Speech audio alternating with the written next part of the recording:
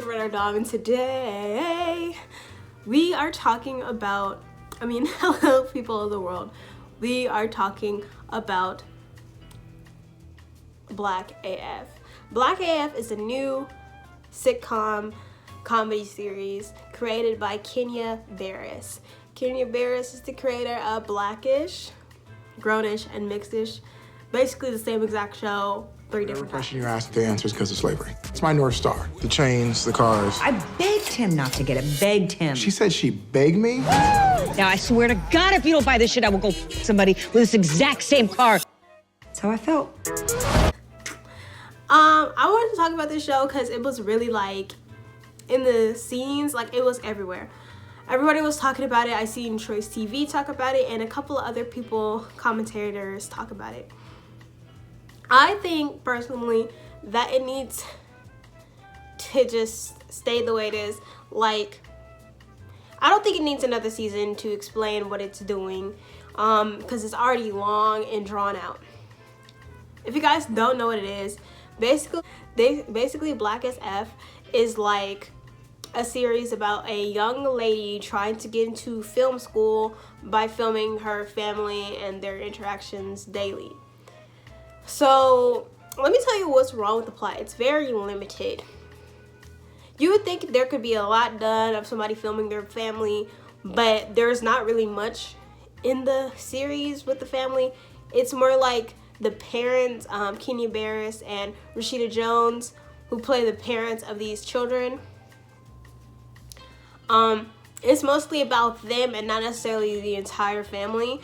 Every now and then you see one or two children popping up that you don't know the name of. I'm sorry, I watched several episodes of this show and I still don't know the name of any of the characters.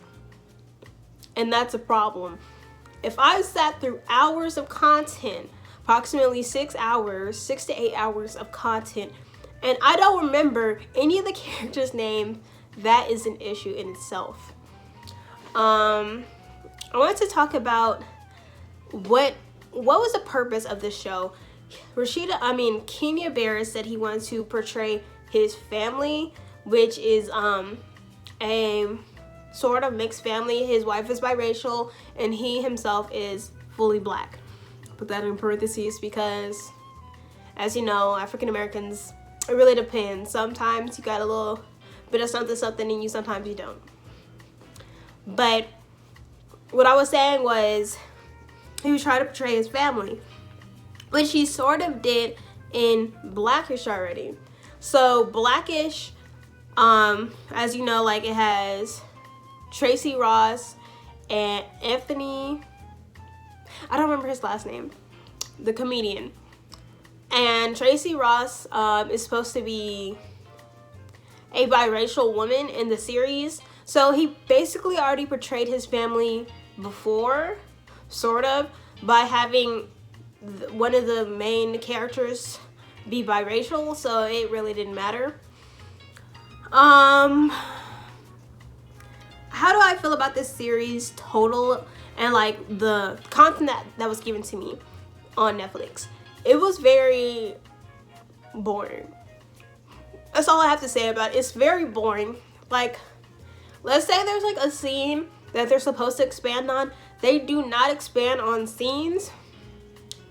And when they do, it's very relevant.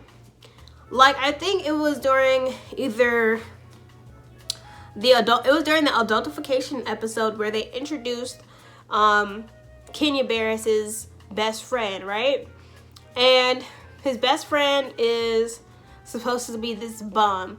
And I think that's they just introduced him out of nowhere and had this little monologue. They have monologues throughout the series, by the way.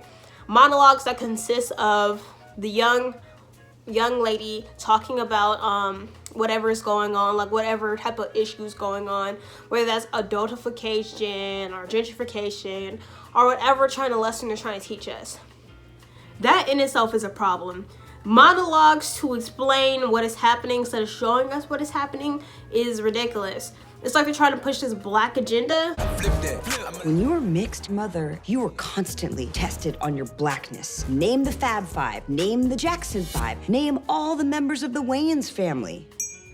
Do you know? No. Mom, come on. You're the whitest person I know. Hey, at least if you're gonna shoot a gun, shoot it like that. Have you ever seen Boys in the Hood? Let's go.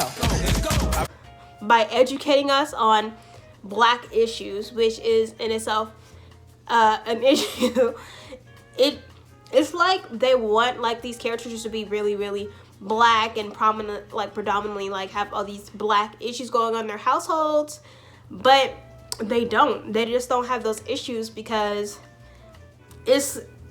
their family's built in a rich neighborhood. So most of the time when they're bringing up certain issues or problems that are going on in the black community, they try to somehow force it into the show, even though it wouldn't be applicable.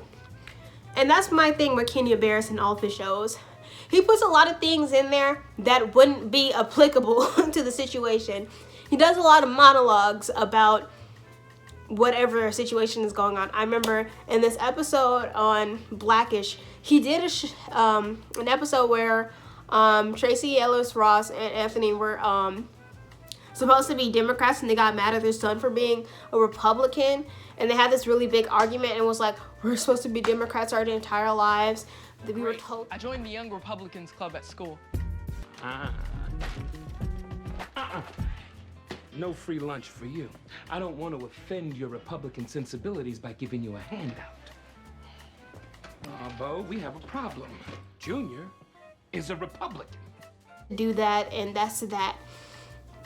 It was like they had to have a monologue before they got into the situation instead of just showing us what happened. Blackish is already mid. You can argue with me on that one. Blackish is a mid show.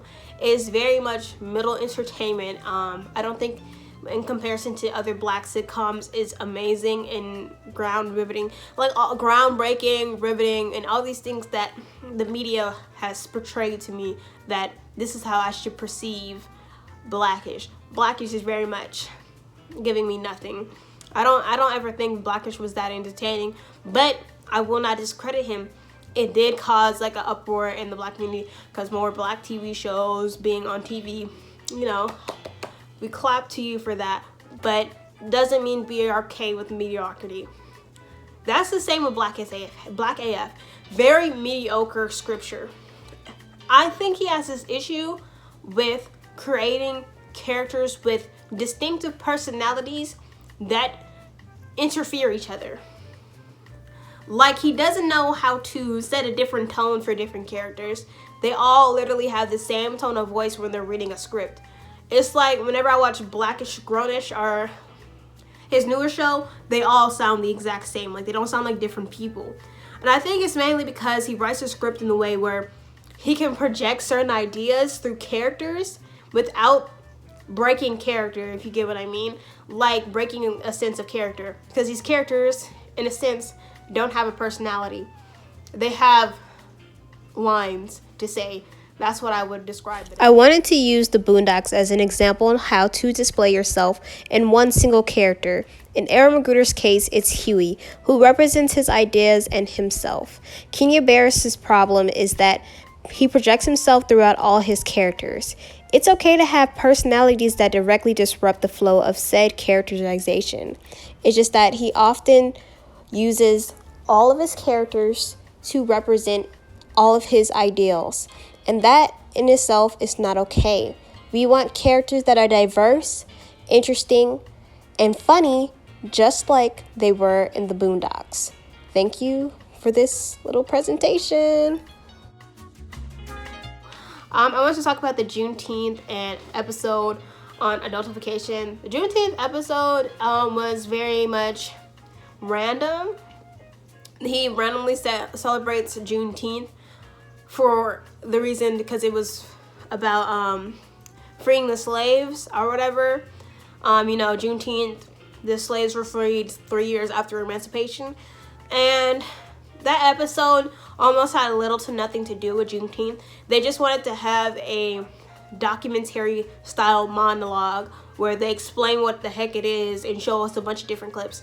They do this in every single episode. They mention a topic, they briefly mention it, they briefly address it, and then it's a whole different episode from then forth. From there forth, it's a whole different episode. And to be honest, I just can't stand it.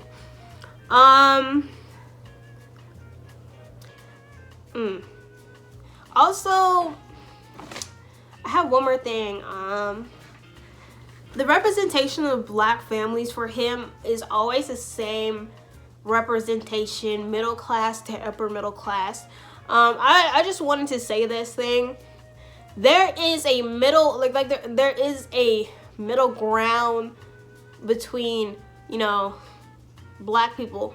It's like you can't just portray us as either being in the hood, you know, gang banging, or, you know, rich. It's like there's only two portrayals of black people. Whenever we do a middle or in between portrayal, it's like a rarity and just a rare gem. I'm not expecting him to change the way he wants to write his shows, but Kenya Barris, do better. It's okay to write characters that distinctively don't speak different. You feel me? Like, not every character has to speak in the same exact tone or have this sarcastic, smart-ass attitude in each episode, okay? They can have a distinctive personality, okay?